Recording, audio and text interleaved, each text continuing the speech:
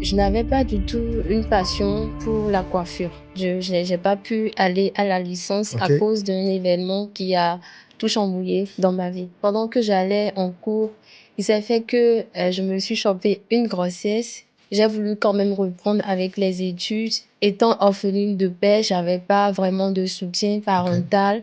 Et quand je démissionnais, j'avais comme projet de lancer une activité dans la restauration. Pourquoi tu veux aller faire la coiffure alors que tu as fait des études? C'est pas que j'ai choisi me spécialiser dans les locks, c'est les locks m'ont Les locks choisi en t'ont fait. choisi. Tout le monde ne peut pas se coiffer chez moi, par exemple. Donc, tu as un positionnement clair. Oui, Quand on va aller chez Jatu, il faut avoir le jeton. c'est ça. J'ai compris qu'il y a beaucoup de femmes qui souffrent. On Je a ne suis l'impression plus qu'il y a des souvenirs aujourd'hui qui remontent là. cette femme qui a été rejetée, incomprise, jugée. Si tu n'as pas de l'espoir, tu ne peux pas évoluer. Je voudrais en fait faire découvrir au monde entier ce talent-là que Dieu m'a donné. Hello les rocks, j'espère que vous êtes solides. Merci d'être au rendez-vous pour ce nouvel épisode de notre podcast. Nous recevons aujourd'hui une femme passionnée qui a pris le pari d'arpenter un sentier particulier, le sien, celui qu'elle s'est choisi. Loin du traditionnel parcours qui consiste à rester dans le canevas de la société, diplôme, emploi, promotion, carrière, Gertrude Aonou trace sa route et le destin semble bien être de mèche avec ses ambitions puisque jour après jour, elle pose les jalons de son ascension. Promotrice du salon de coiffure Touch by G, l'opticienne à la réputation désormais internationale, Gertrude Aonou est la preuve qu'avec de la volonté, du travail, de la vision, de l'audace et une foi inébranlable, le rêve qui nous anime peut prendre vie et grandir. Je vous invite donc à plonger dans son histoire inspirante pour réveiller ou attiser le rock qui est en vous. C'est parti.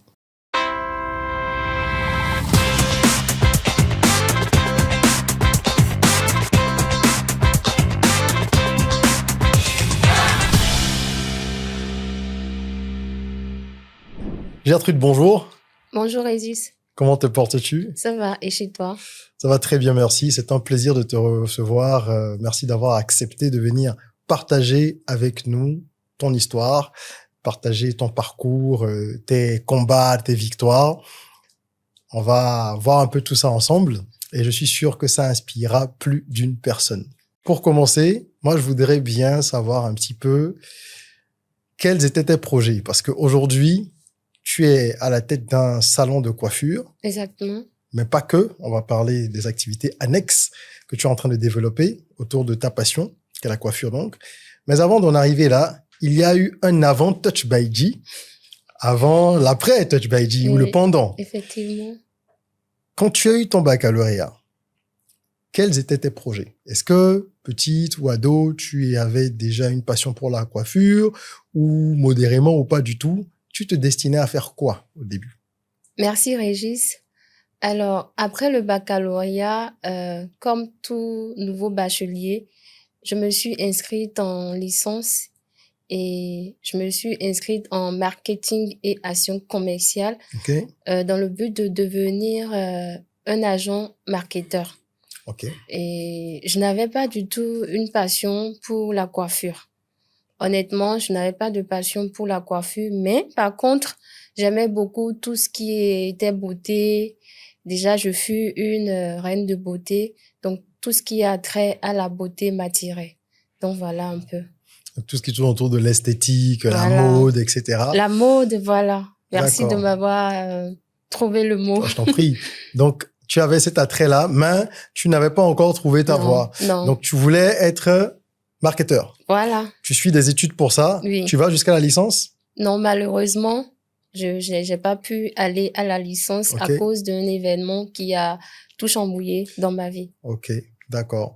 Et du coup, cet événement, qui est très certainement privé, arrive, tu arrêtes les études, et qu'est-ce qui se passe après? Quel est le lien entre ce moment, le salon de coiffure? Je pense que là, on a deux mondes. Oui. Alors, je voudrais bien que tu nous dises ce qu'il y a eu avant la connexion entre Gertrude qui arrête ses études et le salon de coiffure. Qu'est-ce qui s'est passé?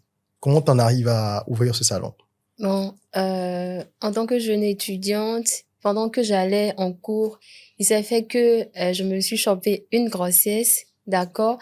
Et faut dire que mon université était un peu loin de la maison. Ok. Donc, je pouvais pas faire le trajet avec ma grossesse. Donc, au bout d'un moment, j'ai arrêté les études en deuxième année. Tout ça se passait en deuxième année et Ok. j'ai pas pu poursuivre les études. Mhm. Donc, après que j'ai accouché mon enfant, j'ai voulu quand même reprendre avec les études, mais par faute de moyens, parce que étant orpheline de père, j'avais pas vraiment de soutien parental. En ce moment-là, j'étais livrée à moi-même et malheureusement, le père de mon bébé et moi, on n'était plus ensemble. Donc, il fallait que je me prenne en charge. Je suis d'abord allée pour me faire former en tant qu'agent de billetterie, Ok. ceux qui émettent les billets d'avion dans les agences de voyage. J'ai suivi cette formation-là. Malheureusement pour moi, j'ai pas eu de boulot et C'est-à-dire qu'à la fin de la formation, tu as cherché dans oui, ce domaine-là, oui, mais t'as pas voilà, trouvé. mais j'ai pas eu d'emploi. Mais cela ne m'a pas découragée parce que j'étais livrée à moi-même. Il fallait que Mhm. je m'en sorte. Donc, j'ai pu avoir un job de secrétaire et en même temps, agent marketing Ok. dans une entreprise de la Tu place. cumulais les deux, c'est ça? Dans la même boîte, les deux postes? Oui, dans Ok. la même boîte, oui, D'accord. c'était ça. Et au fil du temps, un an plus tard, je pense, un an, j'ai fait un an ou un an et demi, il fallait que mon enfant commence l'école et je voulais quand même suivre. Je voulais pas le laisser, donc je voulais Hmm. suivre et donc j'étais obligée de démissionner de mon poste. Donc, tu es parti de toi-même. Oui, je suis partie de moi-même. Il y avait d'autres raisons. Ok.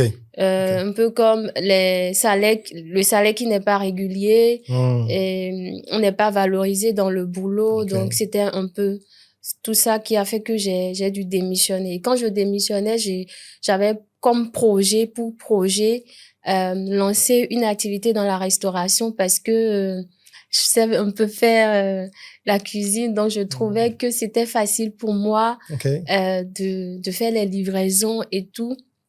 Donc, quand j'ai laissé le boulot comme ça, je me suis lancée dans la livraison de repas. D'accord. J'ai pris une moto Hmm. et j'étais au four et au moulin à la fois.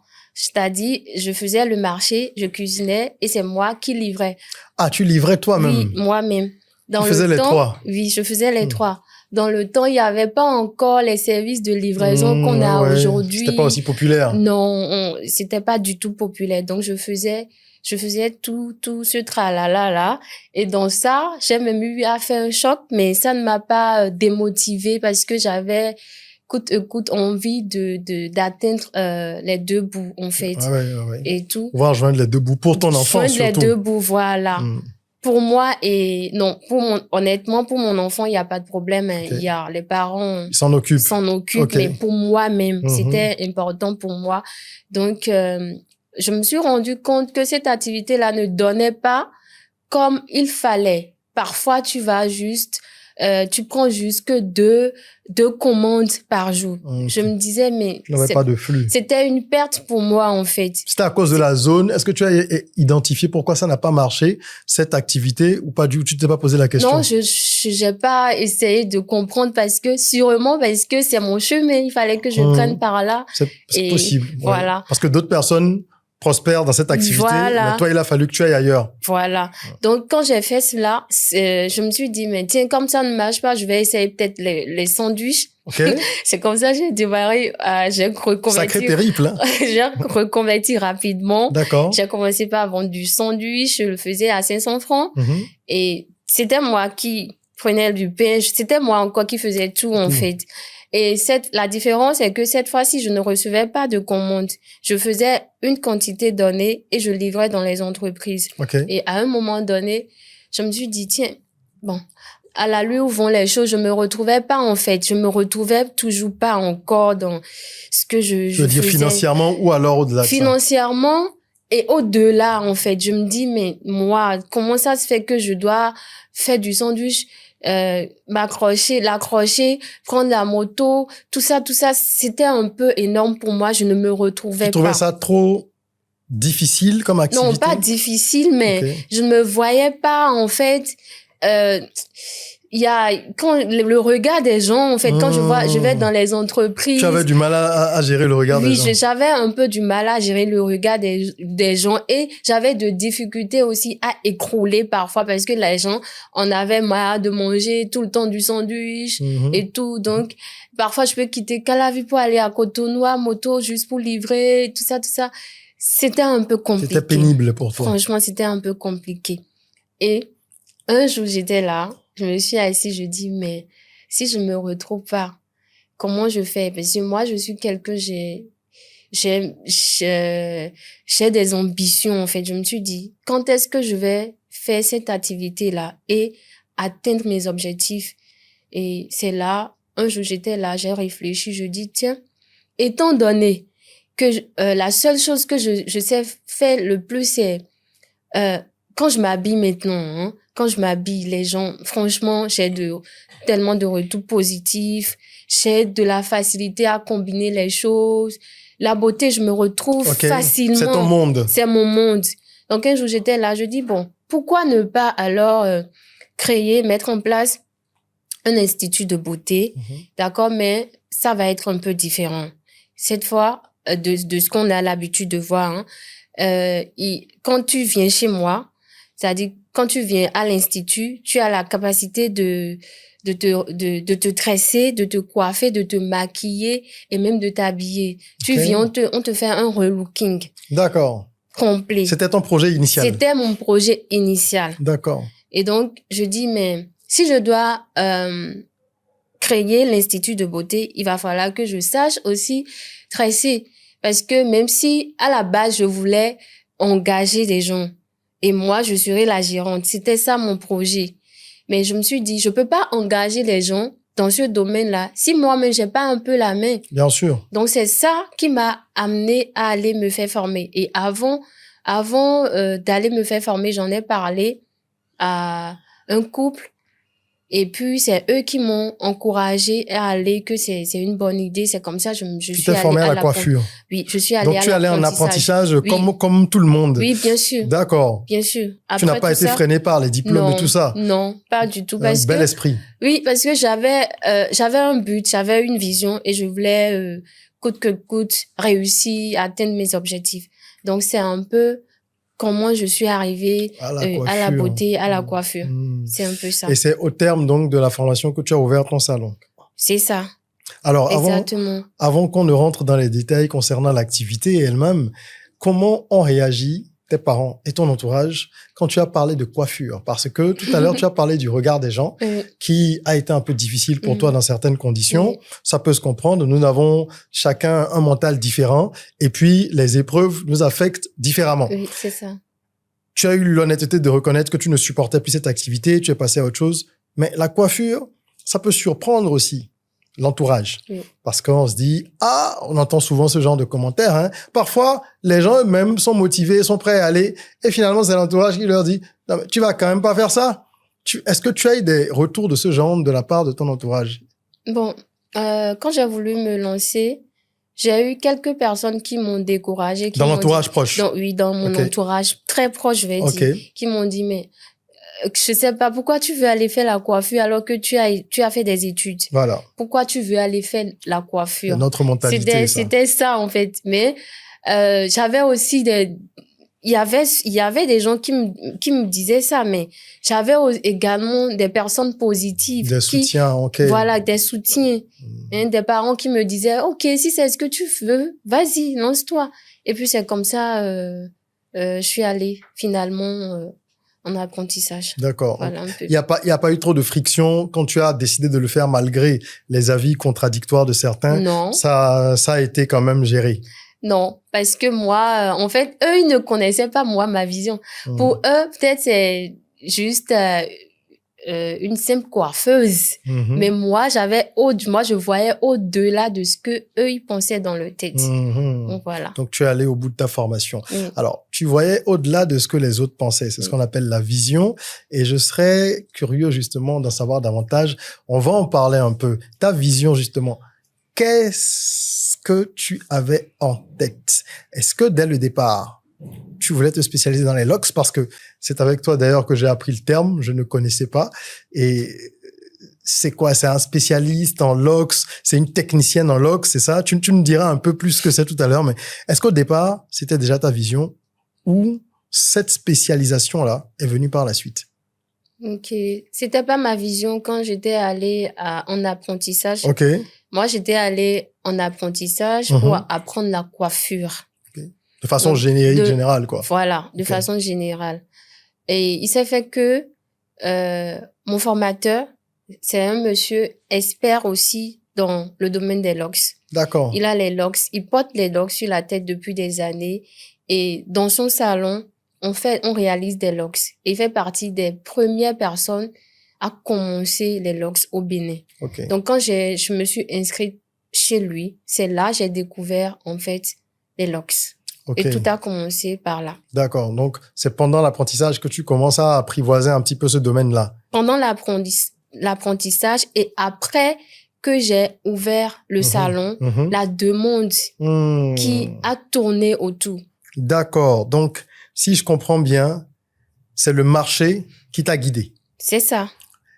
Ça tombe bien que tu en parles parce que moi, je dis souvent que une des qualités des entrepreneurs, selon moi, c'est la réactivité et le réalisme. Mhm. Et vous avez beau avoir envie de faire A, si le marché vous dit qu'il faut faire A+ ou B, en principe, vous devriez être assez ouvert pour le comprendre. Mhm. Quand tu as constaté que la demande était plus forte de ce côté-là, tu t'es dit, je vais me spécialiser là-dessus, c'est ça? Voilà. En fait, moi, je me suis pas spécialisée, hein. Ce sont mes clients. C'est venu naturellement. C'est venu naturellement. OK. Et je pense que j'ai l'habitude de dire, moi, et quand les gens m'écrivent, ils disent spécialiste en temps. C'est arrivé à moi, en fait. Moi, OK. je sais pas que j'ai choisi me spécialiser dans les locks. C'est les locks m'ont Les choisi, locks en t'ont fait. choisi. Donc, c'est un D'accord. peu ça. Donc, ça s'est passé naturellement. Naturellement. OK. Je pense qu'il y a aussi ce côté-là, je me vante pas. La manière dont je le fais. OK. Parce que quand j'ai découvert les locks, après ça m'a passionnée. Il y a ce côté un peu mystérieux, complexe. C'est différent carrément de la coiffure qu'on a l'habitude de voir sur la tête des femmes. C'est différent. Il faut réellement une formation à part.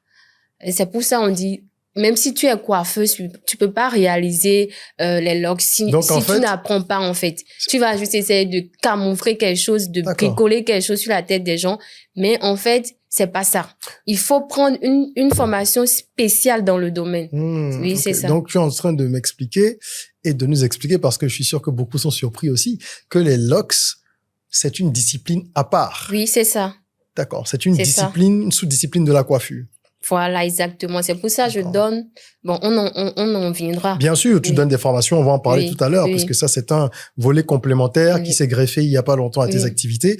Avant d'en arriver là, au niveau du salon, quand tu l'as ouvert, quels ont été tes premiers challenges? Quelles sont les premières difficultés auxquelles tu as eu à faire face? Parce que, comme tu le sais, nous avons un discours très transparent. Cette émission, c'est pour inspirer les gens, mais c'est le faire de façon très honnête pour montrer que le chemin des entrepreneurs n'est pas un chemin lisse, une voie sans aucune cabosse, d'accord? Il y a des aspérités, mais on y parvient. Alors, pour toi, au début, quelles ont été ces aspérités-là? Les premiers challenges, c'était quoi?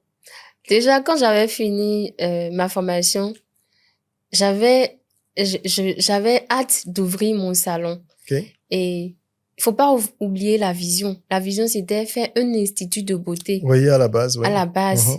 Malheureusement, pour moi, les moyens n'y étaient pas pour que je puisse insérer tous les compartiments. Donc, j'ai commencé avec un salon de coiffure simple. Et j'ai pas tout de suite commencé, tout était beau. Non, je suis allée à mon rythme. Parce que j'ai pris le local, je suis restée 3 mois à équiper. 3 mois de pause à équiper, je payais le loyer en lait, d'accord, à l'équiper. Et c'est pas un équipement waouh, non. Je suis allée selon mes moyens, même si j'ai une grande vision, je ne me suis pas trop échinée. Je suis allée À ton rythme. À mon rythme, voilà. Rêver grand, mais commencer petit. Voilà. Et puis, quand j'ai ouvert maintenant la clientèle, parce que avant que les gens ne te fassent confiance, il faudrait que toi-même, tu fasses preuve de ta connaissance. Donc, j'avais du mal à avoir de la clientèle. Et puis, après, quand la clientèle a commencé à venir un peu, maintenant, j'avais du mal à gérer, en fait, parce que j'étais seule. Je suis restée longtemps sans aide, en fait. Ok, sans employé, sans collaborateur. Voilà, je suis restée seule, sans collaborateur, sans apprenti, on dit dans notre jargon. Donc, j'ai été seule. Ça a été un véritable souci pour moi. Donc, c'était difficile de cumuler tous les postes. C'est ça, en fait. Tu faisais tout, quoi. Je faisais tout, la com, le travail avec les clients. Et c'est d'ailleurs par là qu'est venue l'idée de rendez-vous. Maintenant, si tu veux un service à Touch by G, il faut prendre un rendez-vous. Ok. Voilà. D'accord.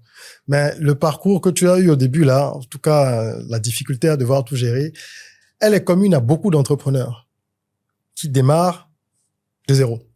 Ceux qui partent vraiment de la base. Moi, j'ai fait quasiment tout seul pendant plusieurs années aussi.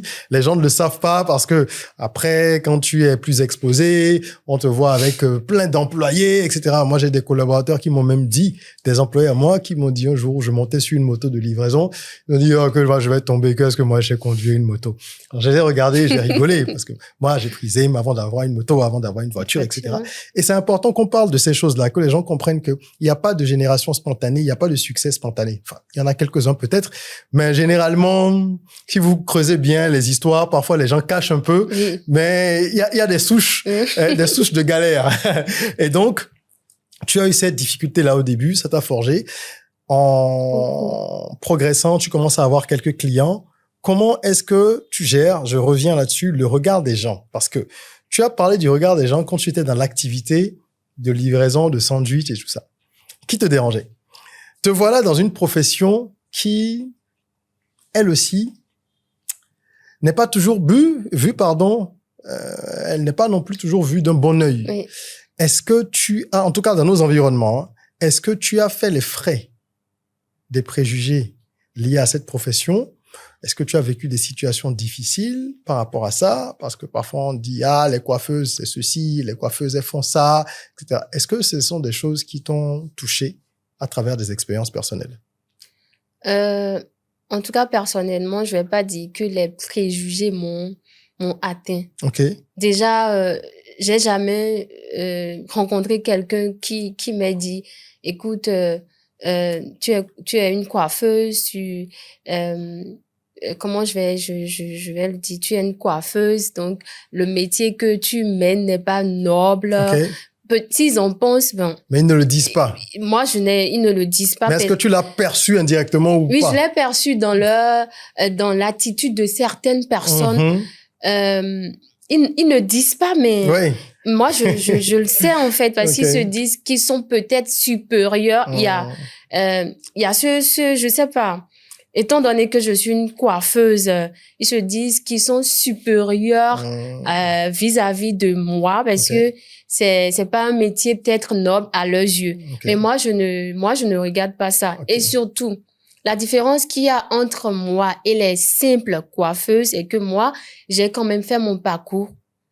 Il y a cette différence-là. J'ai été à l'école. Donc, il y a des choses réglo chez moi au salon.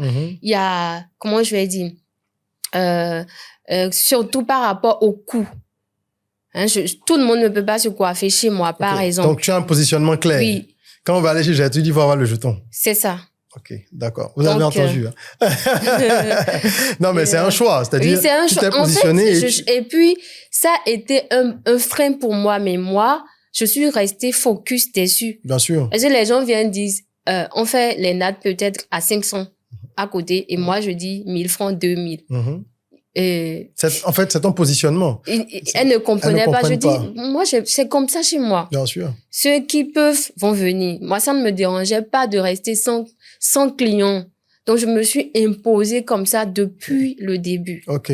Donc, c'est un peu ça. Ok, très bien. C'est intéressant au niveau de la stratégie de prix, de voir que tu as décidé de faire de l'écrémage. Hein. Enfin, tu t'es mise un peu au-dessus de Oui. la moyenne, de la mêlée, et tu as laissé les clients venir progressivement. Donc, C'est ta ça. clientèle s'est constituée en fonction de ça. Et je suppose qu'en retour, tu leur donnes la qualité qu'il faut. Sinon, tu n'en serais pas à ce niveau où tu fais des progrès. Par la grâce de Dieu. Voilà. Donc, tu arrives à progresser tout doucement et sûrement. Et tu as parlé de ce regard qui ne te gêne pas. Ça veut dire que dans la première expérience, le fait que l'activité ne te plaise pas était peut-être le vrai problème. Oui. Puisque cette fois-ci, le regard des gens n'a pas été un point pour toi. D'accord. Parce qu'il y a quand tu en parles maintenant, j'en reviens. Il y a eu des gens qui ont tendance à te rabaisser parce que si en fait, moi, j'ai eu à fréquenter certains milieux avant de me reconvertir. C'était un peu difficile, ça peut même frustrer. Ça peut frustrer, mais au-delà il faudrait qu'on aille au-delà de ça, en fait. Ne pas laisser ces personnes-là minimiser ce qu'on fait, en fait. Absolument. Oui, c'est ça. Surtout quand tu as une vision, tu sais où tu vas. Oui. Les gens finiront par constater. C'est l'arrivée qui compte. Oui, c'est ça. Et les locks sont venus à toi, comme tu l'as dit. Oui. Mais quand les locks sont venus à toi, tu as accepté leur invitation. Ou alors, c'est même plus une invitation puisque ce sont les locks qui sont venus. Tu les as accueillis, n'est-ce pas? Oui. Et en rentrant donc dans ce monde très particulier, tu dis avoir découvert quelque chose de mystérieux. Donc, j'aimerais que tu nous en dises un peu plus au niveau des locks. Qu'est-ce que tu trouves mystérieux? Tu as utilisé ce terme tout à l'heure. Pourquoi ça te fascine? Qu'est-ce que ça a de spécial maintenant que tu es devenue une experte? Explique-moi un petit peu. Déjà, à la base, hein, quand j'étais enfant, quand j'étais petite, je voyais les rastas. OK. Les gens qui portaient de grosses tiges, là. De vrais, c'était une religion pour certaines personnes. Mais bien sûr, ça l'est toujours. C'est quand j'ai grandi, en faisant mes recherches, que j'ai su, en fait, que c'était une religion. Moi, je savais pas. Et c'était, culturel, dans des ethnies. Et ce n'est pas que africain. C'est là, nous, les Africains, on se trompe un peu. On s'approprie, en fait, les locks. Mais les locks ne sont pas que africains. Il y a, en Europe, des tribus, par le passé, qui ont adopté les locks. Ah bon? Même en Inde, jusqu'à aujourd'hui. Oui, D'accord. bien sûr. Donc, tu as étudié l'histoire des locks, vraiment? J'ai étudié l'histoire des locks. D'accord. Et c'est en étudiant que c'est arrivé. Je me suis dit, waouh. Tu es tombée amoureuse des locks, finalement. C'est fascinant, en fait. C'est vraiment fascinant. C'est vraiment fascinant. Et quand je vois nos aînés, les rastas, porter les locks sur la tête, et tu vas en profondeur, tu vas faire des recherches sur ce qu'ils portent sur la tête. C'est un autre monde à part. Ah oui? Oui. Ça m'a vraiment fascinée. Ça m'a fascinée et voilà. Ben, c'est intéressant. Je vais me documenter là-dessus. J'avoue que je n'y connais pas grand-chose, mais c'est toujours intéressant d'aller comprendre ce qui se cache derrière les clichés. Parce que justement, les locks ont été affublés de clichés pendant longtemps. Hein. On a souvent entendu dire, lui, avec sa tignasse-là, c'est sûr que c'est un consommateur régulier de... D'accord? Aussi bien pour les hommes que les femmes. Ça n'a pas toujours été très bien perçu. Mais de plus en plus, j'ai l'impression que c'est toléré, accepté et je dirais presque promu même dans nos sociétés, en tout cas à notre époque. Selon toi, d'où vient cette évolution sociologique-là? Pourquoi aujourd'hui les locks sont plus acceptés qu'il y a quelques années? Je pense qu'il y a des parents qui aujourd'hui laissent leurs enfants faire des locks sans problème. Il y a 20 ans, c'était plus délicat. Hein? Oui. Donc, qu'est-ce qui s'est passé selon toi? Bon, je dirais... tout a changé au niveau de la manière de le faire. C'est-à-dire? Entre-temps, ça n'attirait pas forcément. Eux, tu veux dire esthétiquement? Oui, esthétiquement, ça n'attirait pas. Eux, ils étaient dans une autre dynamique que nous. Aujourd'hui, c'est beaucoup plus tendance, mode, tout ça. Mais par le passé, c'était spirituel, culturel, spirituel. C'était pas un élément de style, quoi. Non. Mais aujourd'hui, ça a changé. Et donc, c'est beaucoup plus esthétique, c'est mieux soigné. Et les locticiennes expertes, parce que je dois préciser ça. celles qui sont vraiment ou ceux qui sont vraiment experts du domaine, il y en a pas beaucoup, mais par rapport à il y a cela 20 ans, comme tu viens de le souligner, c'est mieux. Ok. Donc, il y a des gens qui sont dans la capacité d'en prendre soin.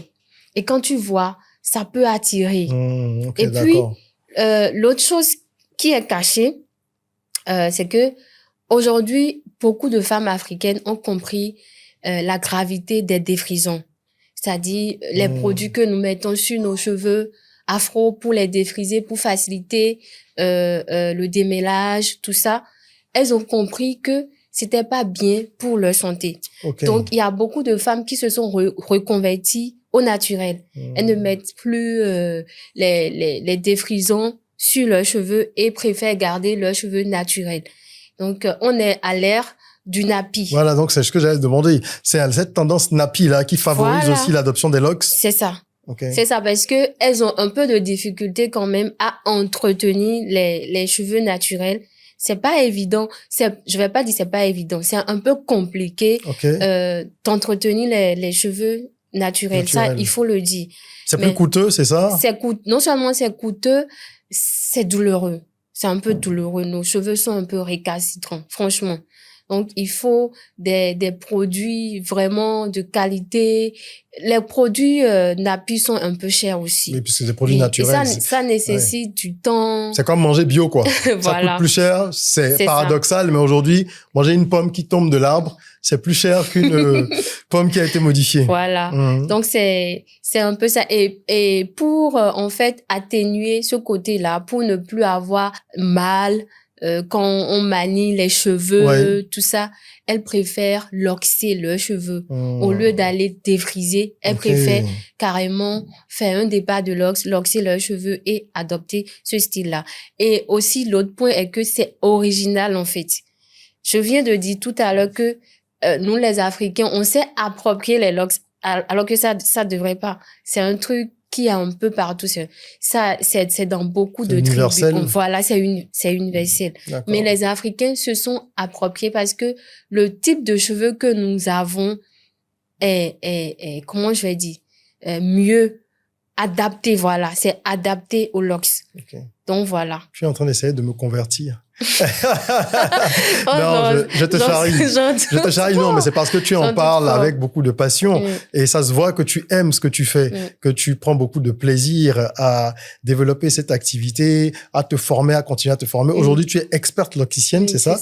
D'accord, super, génial, mais bravo pour tous ces caps qui ont été passés. Je voudrais que tu nous dises un peu à quel moment est-ce que le switch s'est opéré au niveau de ton salon. À quel moment tu as compris que tu étais passé à un niveau supérieur, à quel moment l'activité a explosé et qu'est-ce qui a favorisé cette croissance-là?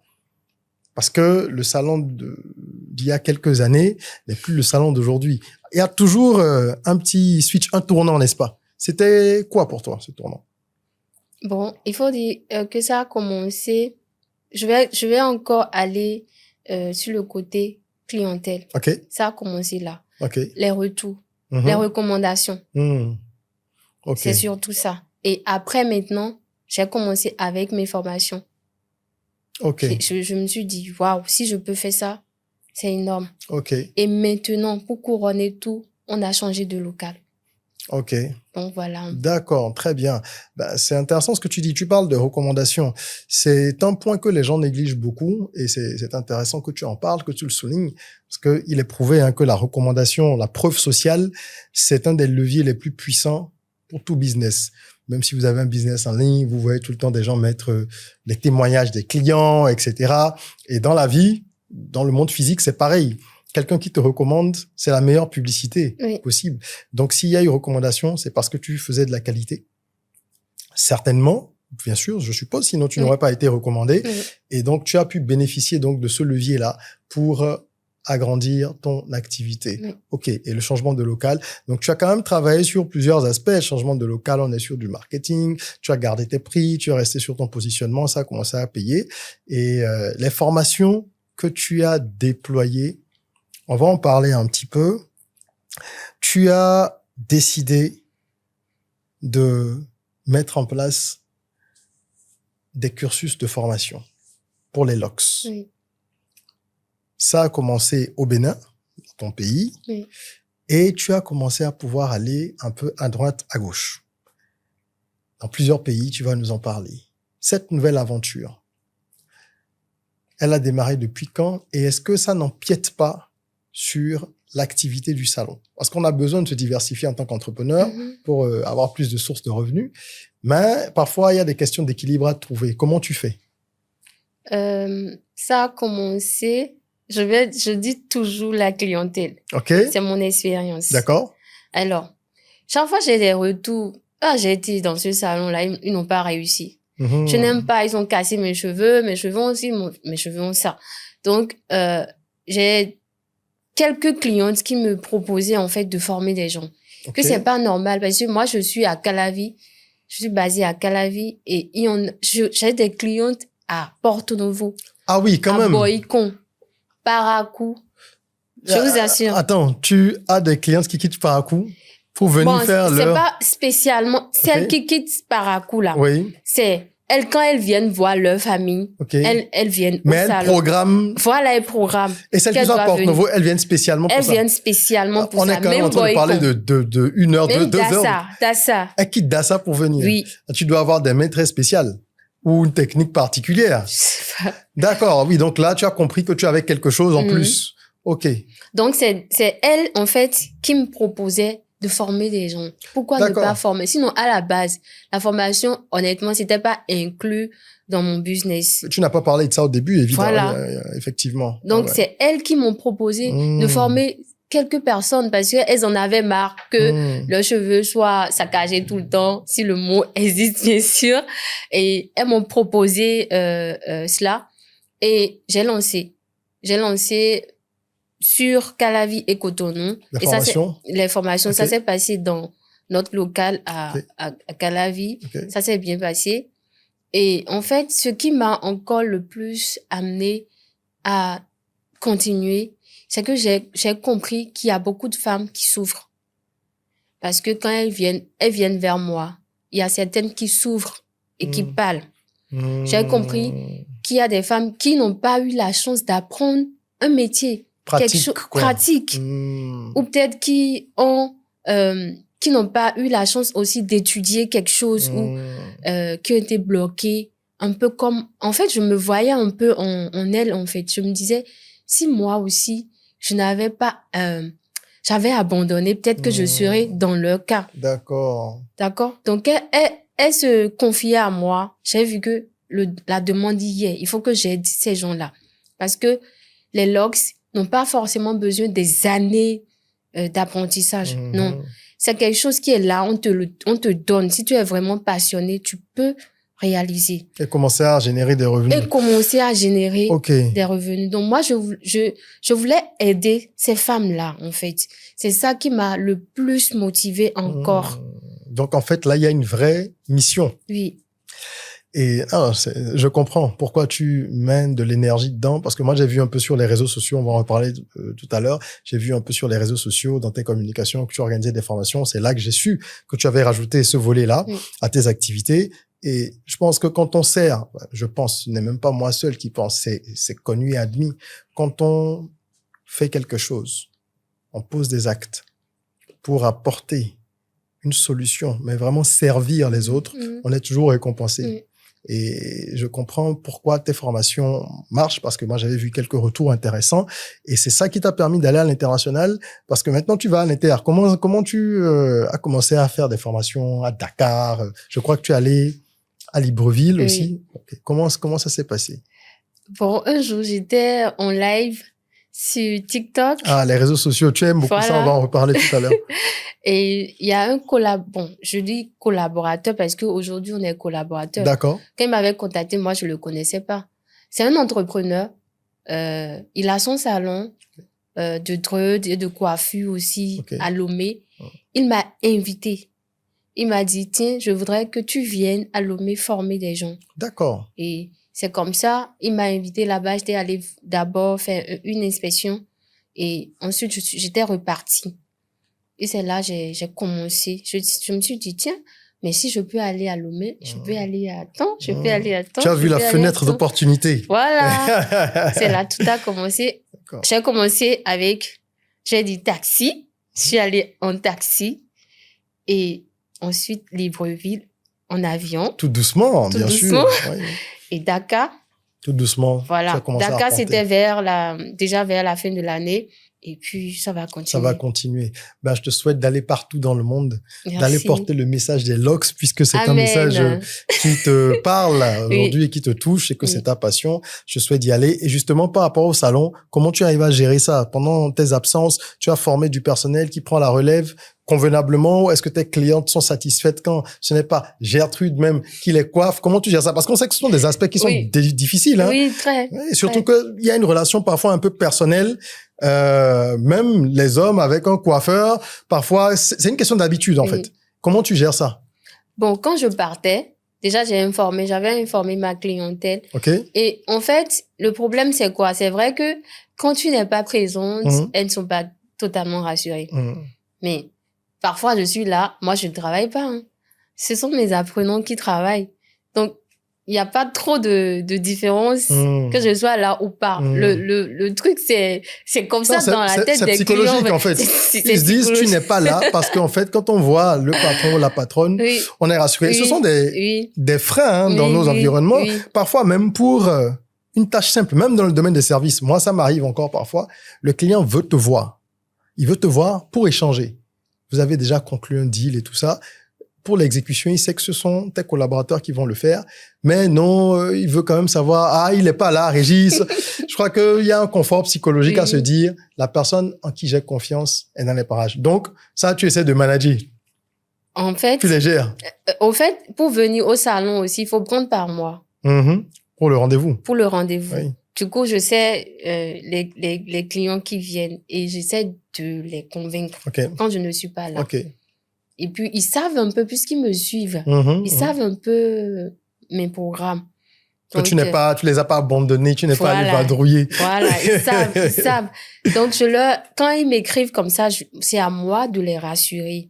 Dis, je suis en déplacement, mais il y a mon équipe qui est présente. Ils vont bien prendre soin de vous, etc., etc. Et pendant que le client ou la cliente est au salon, essayez de communiquer. OK, d'accord. Voilà. Donc, tu fais un suivi, quoi. Oui, un suivi. D'accord.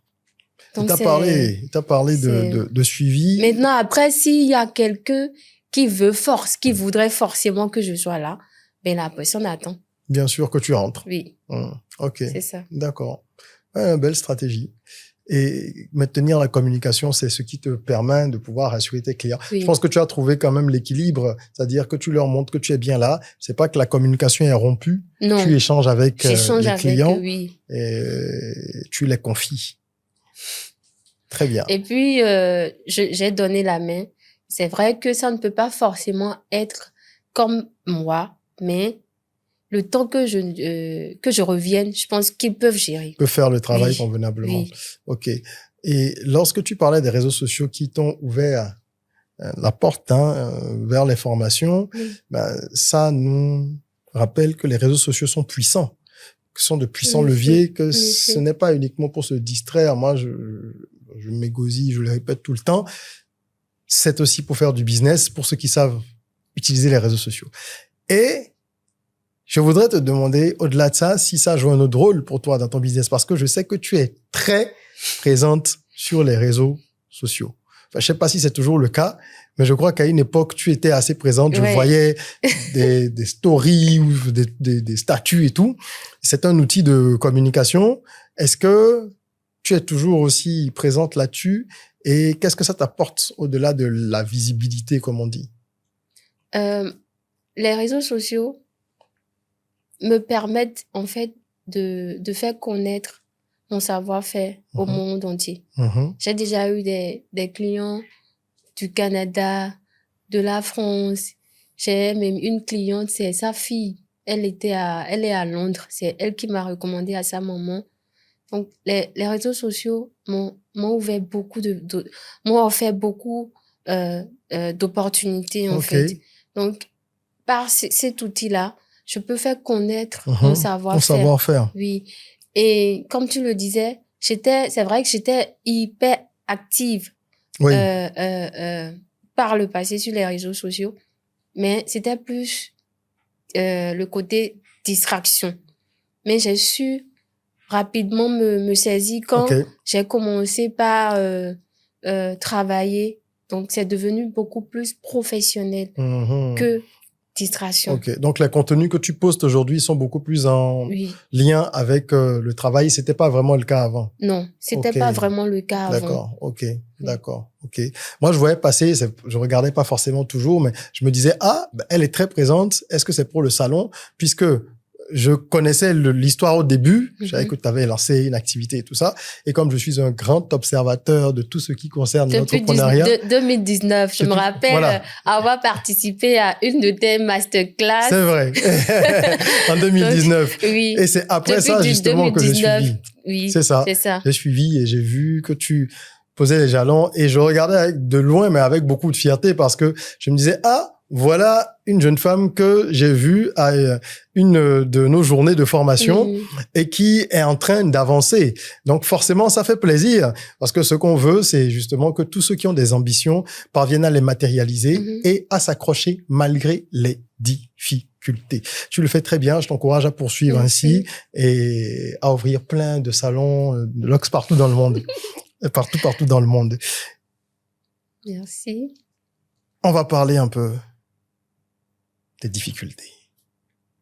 Les entrepreneurs passent par des montagnes russes émotionnelles. Parce qu'on évoque les victoires, les stratégies et tout ça. Mais est-ce que dans les moments de doute, qui sont toujours présents, est-ce que ça t'est déjà arrivé d'avoir envie de tout plaquer? Je vais pas dire abandonner, non. Mais honnêtement, il y a eu des moments où j'ai coulé les larmes parce que je ne jouissais pas de mon métier, de ce que je faisais. Alors que normalement, ça devrait pas être le cas. C'est-à-dire, c'était pas assez rentable? C'était pas rentable comme je voulais. Bon, pas comme je voulais. C'était pas encore ça quand j'étais pas encore connue. C'était un peu compliqué. Ou dès que j'arrive à économiser un peu, je dois encore réinvestir dans le salon. Et les réalités du terrain. Voilà. Et puis le doute qui s'installait. Demain, j'avais peur du lendemain en fait. Aujourd'hui, ça a pris. Est-ce que demain ça va prendre? Est-ce qu'il y avait tellement de questions? Il y avait la peur. C'était vraiment compliqué. Mais dans tout ça, moi, je dis, je suis chrétienne. Hein. Donc, il y a cette foi-là qui m'accompagne, qui me parle, qui me donne de la force pour aller de l'avant. Donc, je vais dire, au cours de ces moments difficiles, je me suis accrochée à Dieu. C'est pas que dans les moments difficiles, je m'accroche à lui. Je suis accrochée à lui, en fait. Moi, en tant qu'entrepreneur, je ne me vois pas, en fait, sans Dieu. Je vais dire, toutes mes expériences, mes échecs, mes victoires, le succès, je lui dois tout. Je ne sais pas si aujourd'hui, je suis ici, excusez-moi, je partage c'est l'émotion. Mon expérience. Je ne suis pas encore arrivée, mais je suis pas encore arrivée là où je voudrais être. Mais au moins, je ne suis plus là où j'étais il y a 5 ans passés, il y a 6 ans passés. C'était beaucoup de choses. Et on a l'impression qu'il y a des souvenirs qui remontent là. Cette femme qui a été rejetée, incomprise, jugée. Mais à travers ce boulot-là, ce métier que l'Éternel, comment je vais dire, a su guider mes pas vers. Merci. Donc, à travers ce métier-là, c'est l'Éternel qui m'a amené vers ce chemin. Donc, qu'importe les difficultés que nous rencontrions, on doit forcément avoir un socle, en fait. C'est ça qui nous donne de l'espoir. Si tu n'as pas de l'espoir, tu peux pas évoluer parce que tu te dis, demain est incertain. Mais quand tu as de l'espoir, tu arrives à surmonter, à surpasser ces doutes-là. Donc voilà un peu. Ce que tu dis c'est très touchant et c'est profond. Merci déjà de parler avec autant de sincérité. Ça se voit que tu as une vague de souvenirs qui remonte. Je crois que le plus important, c'est le sentiment de fierté que tu dégages, hein, et que tu exprimes, parce que en être, comme tu l'as dit, où tu es aujourd'hui, vu d'où tu es parti, c'est déjà une victoire. Et nous devons célébrer nos victoires. Oui. Et le point que tu soulèves, c'est un aspect dont les gens ne parlent pas souvent. C'est la foi. On n'en parle pas souvent quand on parle d'entrepreneuriat, on parle beaucoup de vision, de tout ça. Peu de gens parlent de la foi, peu de gens parlent de spiritualité. Et toi, tu places cela au centre même de ta démarche. Si je comprends bien, dans ta philosophie et ta vision de la vie, on ne peut pas bâtir de grandes choses si on ne s'accroche pas à quelque chose. Chacun peut avoir sa foi, mais tu estimes que c'est important de pouvoir se reposer sur plus grand que nous. Oui, bien sûr. Parce que nous, on est limité. Hein. Très limité. Mais tu as l'habitude de dire Big Box. Le Big Boss, oui. Dieu, c'est vrai. Lui, il est illimité. Illimité. Il est illimité. Pourquoi ne pas s'accrocher à lui? Donc voilà. Je suis très touché par ton partage et je pense que ça va inspirer beaucoup de gens aussi. Tu sais que j'ai une approche qui est un peu similaire à la tienne. On a eu un échange à ce propos une fois. Je pense aussi que quelle que soit la foi qu'on a, il faut s'accrocher à quelque chose, à quelqu'un. Appelez ça comme vous voulez. Mais on ne peut pas être dans l'espace et avancer. La vie est tellement complexe que si on n'a pas de socle, de pilier, c'est compliqué parce que au moindre petit basculement, on peut se retrouver à terre. Elle ne fait pas de cadeau. Non, je pense que c'est une épreuve. Nous sommes ici pour passer des tests. En tout cas, moi, c'est ma vision. Je pense que on est ici pour passer des tests. On est éprouvé. Le but, c'est de sortir meilleur de cette expérience qu'est la vie. Et pour ça, évidemment, comme on fait des erreurs étant humain, il faut pouvoir s'en remettre à une sagesse qui est supérieure pour avancer. De toute façon, tu as la volonté, tu as la vision, tu as le talent, tu as la foi. Merci. Je pense que les choses ne pourront qu'aller en grandissant. C'est vraiment ce que je te souhaite. Merci. Alors, je t'en prie. Aujourd'hui, les formations sont en place. Le salon tourne. Quels sont tes challenges pour aller au niveau supérieur? Déjà, le niveau supérieur, c'est quoi? C'est quoi le next step pour toi? Qu'est-ce que tu vois dans 3, 4, 5 ans pour Touch by G? Et qu'est-ce qui, pour l'instant, t'empêche d'y arriver ou qu'est-ce qui pourrait te permettre d'y accéder plus rapidement? On va aller pas à pas parce que là, je pense que ça fait 3 questions en une. Peut-être même 8, 9 pistes. Mais en fait, elles sont toutes connectées, tu as vu. Donc, OK, pas à pas. Quelle est ta vision? Tu en es où dans 4, 5 ans? Dans tes plans, c'est quoi? OK. Dans 4, 5 ans, je me vois plus en Afrique. OK. Je voudrais, en fait, faire découvrir au monde entier ce talent-là que Dieu m'a donné. Que ça soit par mes formations, que ça soit en installant des salons de druides. Je ne dis plus coiffure. Hein, donc là, tu vas vraiment spécifier déjà dans le branding. Voilà. D'accord, OK. Et faire aussi découvrir, parce que les gens, il y a beaucoup de personnes qui sont au courant, les LOS, tout ça, ils savent, ils ont l'information, mais ils n'adhèrent pas encore à la chose. Il y a encore ces personnes-là qui pensent que c'est de la apporter des LOS. Ah ouais, c'est pour les délinquants. C'est pour les délinquants ou je sais pas. Il y a encore des cœurs à conquérir. Bien sûr, bien sûr. Donc moi, je voudrais bien d'ici 5 ans reconvertir ces femmes-là qui ont de la difficulté avec leurs cheveux naturels. En fait, tu veux étendre les salons. Je veux étendre les salons. Tu veux pas que ce soit seulement en Afrique. Non. Tu veux pouvoir aller un peu partout pour mondialiser la démarche. Oui, avec mes masterclass, tout ça. Je voudrais aller un peu partout dans le monde. OK. Oui, et faire partie de ces femmes-là influentes. C'est-à-dire qu'on dit son parcours nous inspire.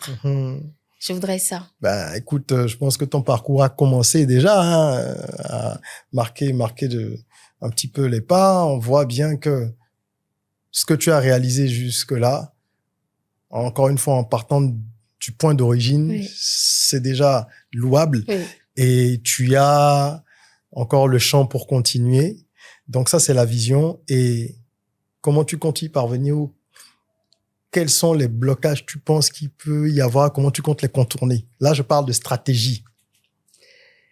Ne me donne pas tous tes secrets, c'est pas de ça que je parle. Mais globalement, parce que étant donné qu'on essaie d'inspirer les gens aussi, je pense qu'il y a d'autres personnes qui nous suivent, qui ont leurs activités aussi, et qui ont des velléités d'expansion, qui se demandent parfois comment je peux faire. Parce que le premier frein qu'on a tous quand on parle d'expansion, c'est l'argent. Non. Enfin, donc, peut-être pas le premier, mais le commun. Ça devrait pas. Ça ne devrait pas, justement. Oui. C'est ce qu'on entend souvent dire, je voulais dire. Les gens te diront tout de suite, j'ai pas l'argent. Bon. Or, c'est la peur. Oui. Voilà, justement. Qu'est-ce que tu en penses? La peur est un frein, un blocage. Okay. Et puis, en tant qu'entrepreneur, on devrait bannir la peur. Absolument. Ça nous empêche d'oser. Il faut oser. Moi, un jour, j'étais là, j'ai dit, j'irai à Libreville. Personne ne me croyait.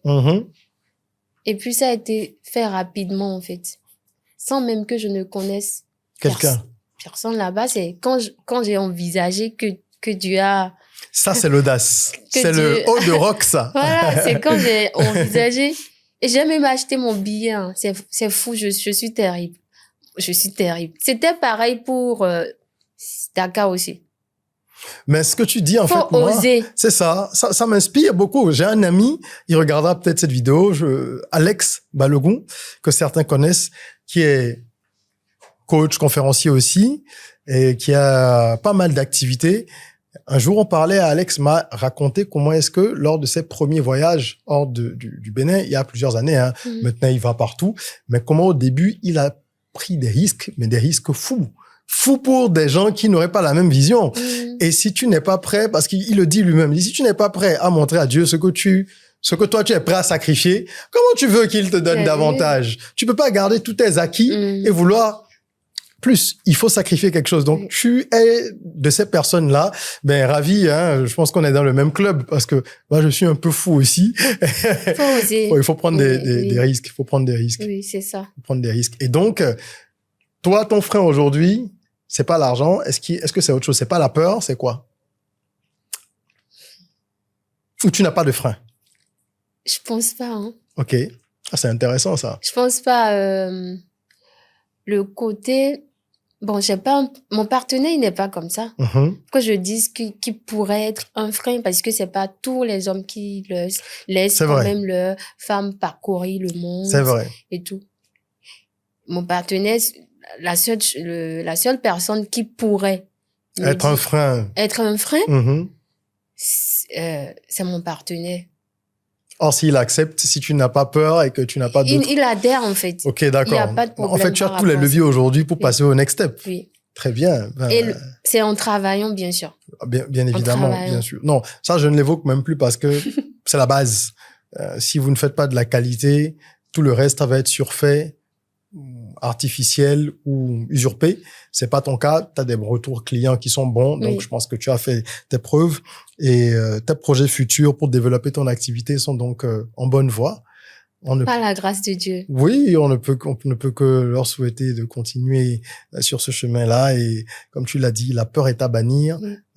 C'est quelque chose de profond aussi. J'espère que les gens prendront de la graine. De toute façon, c'est l'émotion la plus basse et c'est celle qui ouvre la porte à tous les débords que nous pouvons rencontrer dans notre vie. On doit combattre la peur. Il faut avoir peur de la peur.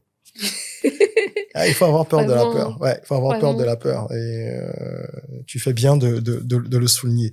Alors, on est quasiment au terme de notre échange.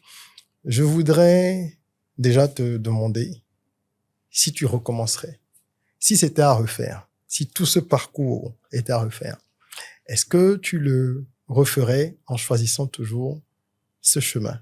Ou est-ce que tu as, je vais pas dire des regrets, mais parfois des doutes, tu te dis, oh, j'aurais peut-être fait autrement ou autre chose, ou pas du tout? Euh,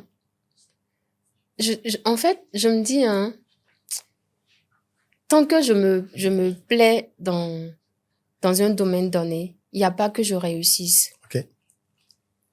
Et si j'aurais à choisir, déjà, j'ai pas de choix à faire parce que je pense que c'est ma destinée, c'est mon destin.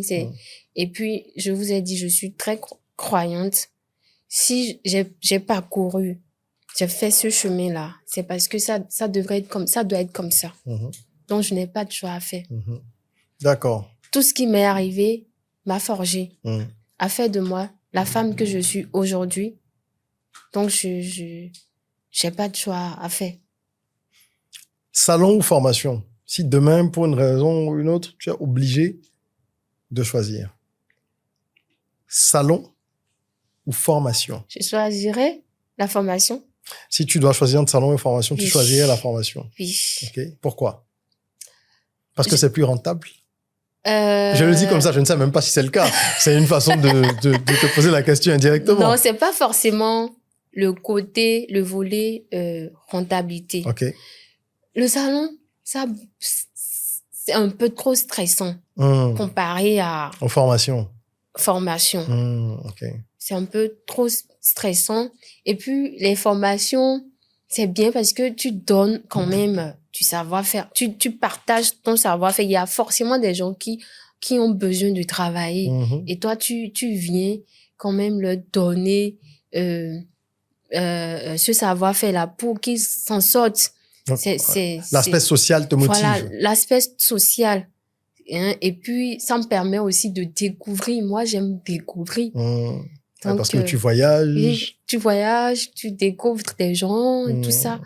Et puis, maintenant, il y a l'aspect financier aussi. OK. Donc, voilà un peu. OK. Donc, s'il fallait choisir, formation. Oui, je choisirais formation. Oui, OK, c'est ça. super. Peut-être même, peut-être, qui sait, d'ici 5 ans, je ne serai plus moi-même en train de tresser les gens. Ça va être peut-être des personnes que j'ai eu à former, des collaborateurs, des ouvriers. Ça ne va plus être moi qui serai sur la tête des gens. Comme ça me permettrait d'en avoir plusieurs, d'instaurer plusieurs salons. Faire des franchises, par exemple. Voilà, c'est ça. Parce que ça peut être un modèle intéressant, surtout que le salon commence à avoir une bonne réputation. Le nom va devenir bankable. Voilà. Donc, c'est un nom qui pourrait être franchisé. Très C'est bien. ça. Il y a beaucoup d'argent à se faire. Au moment de faire la franchisation, viens nous voir, on va t'accompagner dans le processus. Alors, dernière question. Je voudrais que tu regardes la caméra. D'accord. Et que tu donnes 3 conseils à une jeune femme qui a envie d'entreprendre et qui te regarde peut-être. Un jeune homme aussi, pourquoi pas. Mais je sais que généralement, les femmes se retrouvent davantage dans les histoires de femmes et vice-versa. À une personne jeune qui veut entreprendre, qui va démarrer ou a démarré et qui est un petit peu perdue, qu'est-ce que tu lui dirais? Au vu de ton parcours où on sent bien la débrouillardise structurée. Moi, j'appelle ça comme ça, l'entrepreneuriat. C'est se débrouiller, mais le faire dans un cadre, de façon organisée. Tu n'as pas laissé les difficultés à trouver un emploi te décourager. Tu n'as pas laissé les difficultés, les épreuves personnelles qui sont arrivées très tôt te décourager. Le regard des gens, même si ça t'a bousculé, tu as suggéré ça. Je pense que tu es légitime pour donner quelques conseils. 3, si tu veux bien. D'accord. Alors, si je dois donner conseil à quelqu'un qui désire se lancer dans l'entrepreneuriat, ça serait épouser une vision. Il faut forcément avoir une vision parce que tout part de là. Si vous avez la vision, vous allez vous fixer des objectifs. Et ces objectifs-là, il faut forcément être focus. Donc, il y a la vision, les objectifs que vous devriez vous définir et ensuite la concentration. Maintenant, pour couronner tout, mettre Dieu au centre. Donc voilà, et surtout, n'ayez pas peur, ayez confiance en vous et ayez confiance en l'Éternel. N'abandonnez jamais. Merci. Merci beaucoup pour ton partage sincère, hein, comme depuis le début. Je suis très heureux, vraiment ravi qu'on ait pu avoir cet échange pour qu'on rentre un peu au cœur de ton parcours, qu'on fasse découvrir. C'est un plaisir. Oui, qu'on fasse découvrir au monde le travail que tu fais, les efforts que tu fournis, la vision que tu portes, les ambitions qui te motivent et qu'on puisse, encore une fois, inciter les uns et les autres à rêver, oser et créer. Okay. Parce que le but de ce podcast, c'est ça. C'est aider les uns et les autres à rêver, oser, créer, à se créer un chemin qui est le sien. Écouter son cœur, trouver sa voie. Ça ne veut pas dire que ce sera facile. Personne n'a dit que ce serait simple. Mais il y a de l'épanouissement au bout. En tout cas, moi, j'ai toujours écouté mon cœur.